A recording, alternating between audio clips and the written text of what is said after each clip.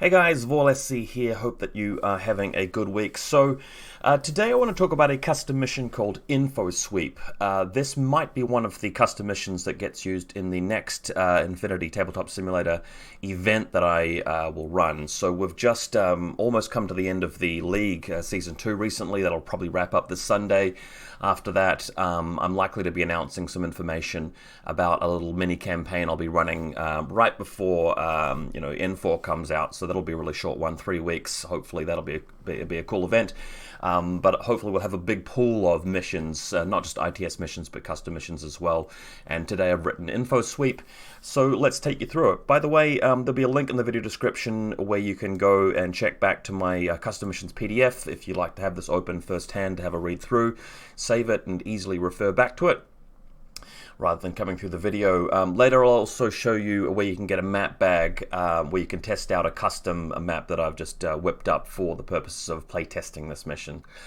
Do give it a go with your friends and tell me what you think of it. It's easier to make changes and take in feedback and absorb that before we obviously get stuck into an event where people are actually having to play formal games on a map and a mission. Alright, so Info Sweep is primarily based on a mission called Engineering Deck, which utilized a combination of an objective room and a bunch of consoles as well.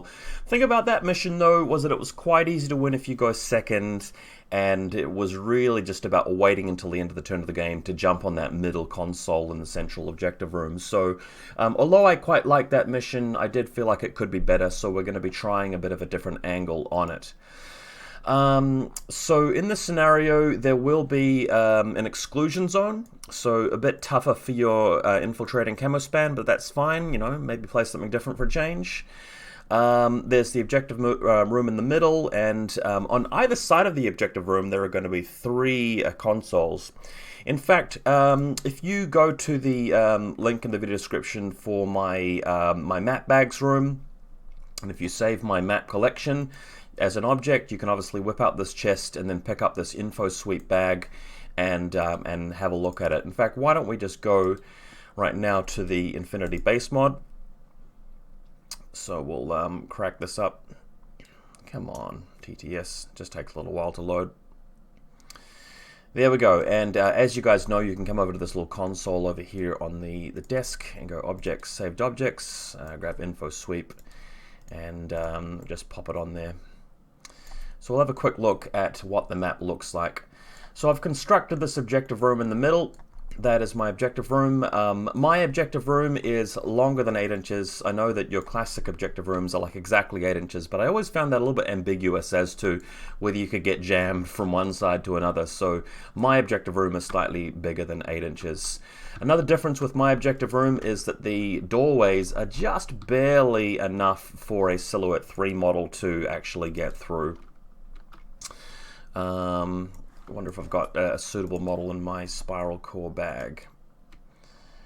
Yeah, I think I do. So this Keelson right here, if you bring him up, he should be able to just barely fit through. Look, that's just a feature of my custom map.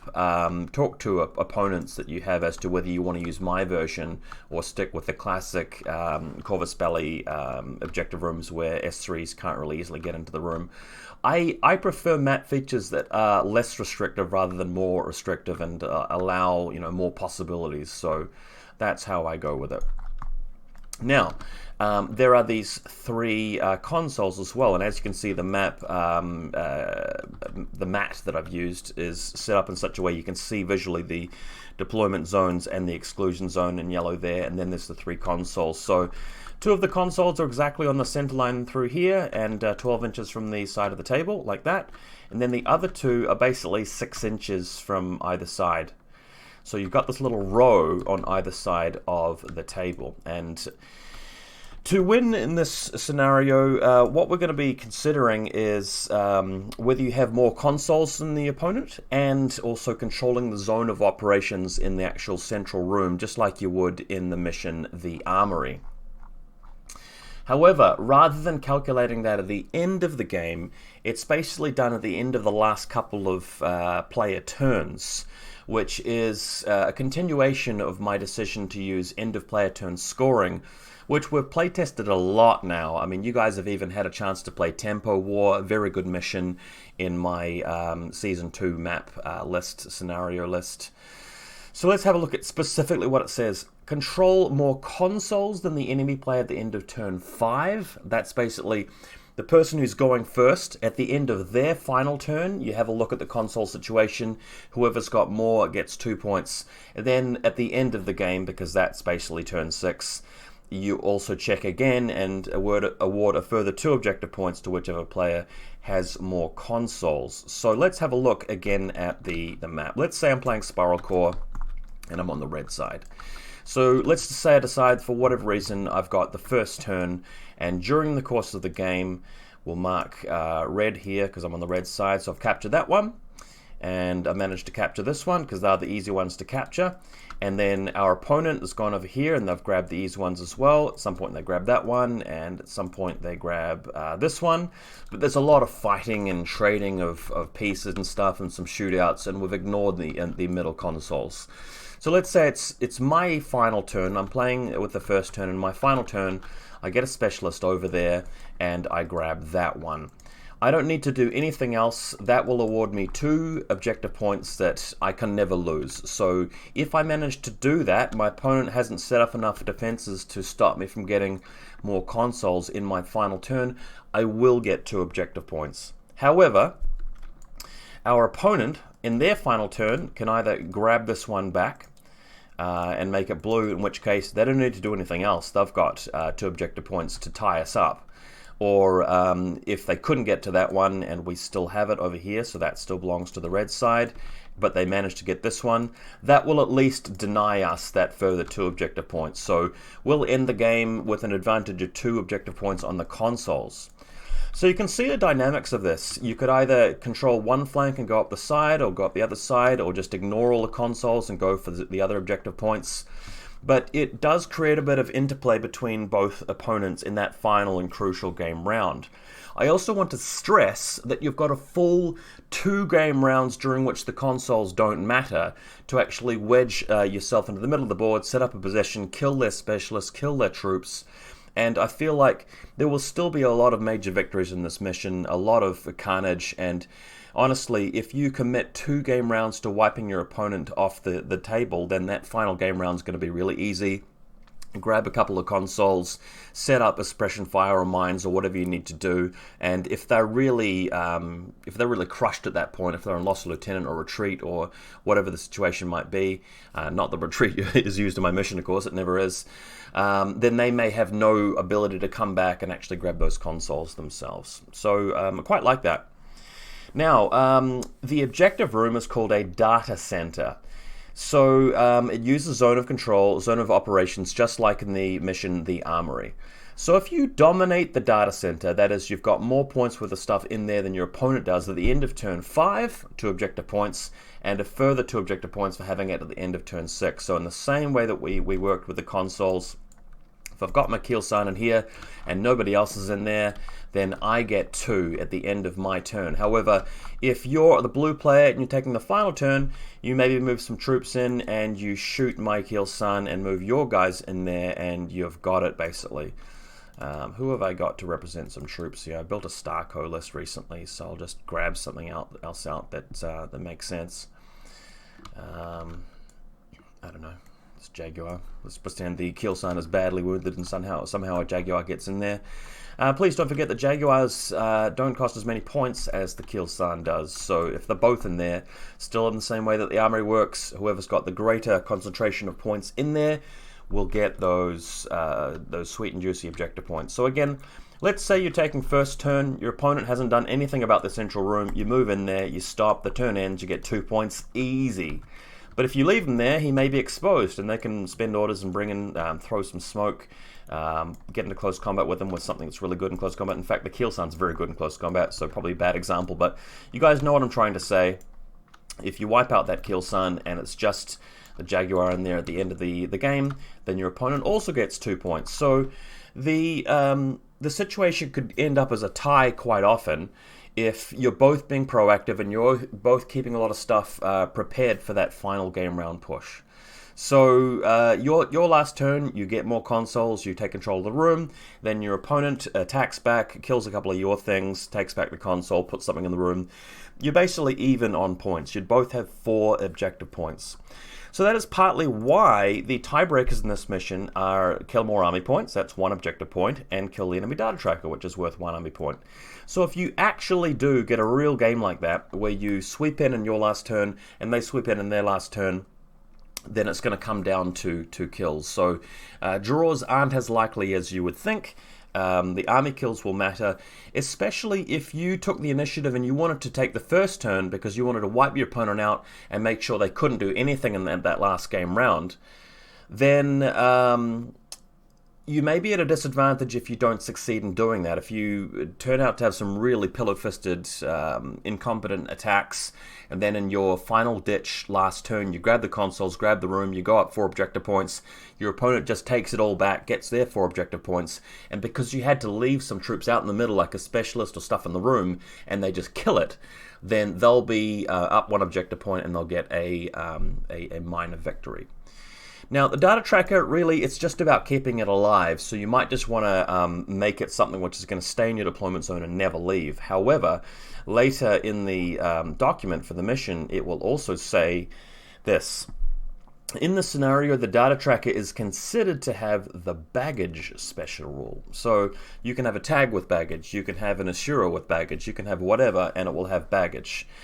And the interesting thing about that is that it will tempt people to use the data tracker to take control of the room if it's something durable, because you're putting an extra 20 points worth of stuff in the room because it will have the baggage rule.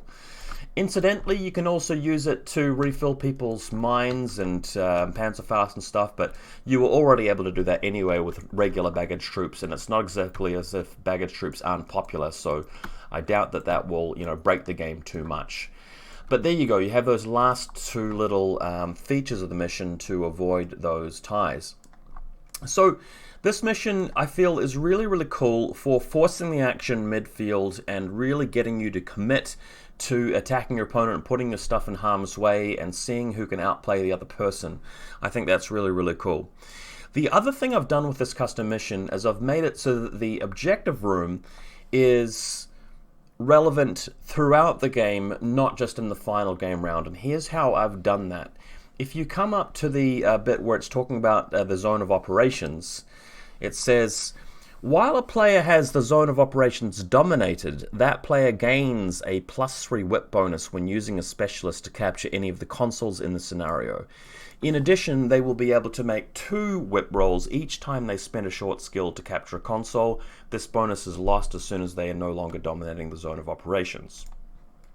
So you remember when you play a mission like Unmasking, I think that's the example, and you have a hacker. Hackers specifically get that bonus of +3 and 2 dice to grab that console. But here's how it works in my mission, Info Sweep. Let's say we've got a specialist, so who are we going to use here? This Clipsos Forward Observer, and we're playing Spiral Core. We've got our Clipsos over here. Normally, I think Clipsos is willpower 13, but let's say we've got the Jaguar somewhere else and the Kielsan gets into the room.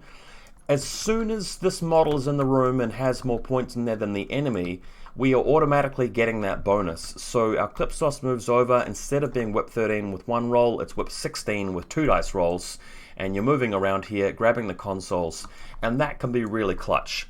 As soon as this model dies or leaves the room, we're not getting that bonus anymore. So one strategy can be to have a specialist up here and next to the exclusion zone, maybe with infiltrate or forward deployment, move it into the room to tap that room, then start moving around with your specialist to grab the consoles. The thing is, if you do that in the first game round, well, it may not matter that much because the enemy can actually quickly take things back at the end of the game where it matters. Secondarily, as soon as you move into the objective room, you can start getting shot at, and this table has a lot of line of fire into the objective rooms. I have changed the objective room wording for my specific mission in a few different ways. So the walls are infinite height, but you can't use the climbing plus rules to scale the walls of the data center. It just gets a little bit icky if you can do that, and weird game situations come up which you don't really want to have to think too much about. The gates are always open, walls can't be destroyed. Line of fire can be drawn into or out of, but not from one side to another, just like I do in my typical terrain rules. So this Kilsan cannot see the Jaguar, but as soon as he moves to touch that, then he can be seen by everything outside of it, and he can see out through that door to see the Jaguar. So basically the rule is you can't shoot through two gates at a time, only one gate, right? So, info sweep. I think this is a pretty neat mission. My map is very open, long fire lanes. I know you guys enjoy that. So maybe not the best map to test the mission on, but I think it's alright. The only thing that's a little bit regrettable is there's not enough terrain here to put your infiltrators next to, and the exclusion zone really shuts a lot of stuff out. But hey, that's okay. Maybe we can take a break from, massive infiltrator for deployment spam for a change. Maybe take some smaller lists which have some beefy stuff to hold the long fire lanes. And just have a think about it. I mean, this mission rewards preparation and strategy and having a game plan. How much do you commit early? Are you willing to lose specialists grabbing the consoles too early? Can you reliably take the room back and make sure that you pass enough whipjacks to grab the consoles later? Is it going to be a game that comes down to army kills? If so, have you played cagily enough? Have you kept a lot of stuff in reserve? Can you easily kill some of their squishiest stuff to get the army kills?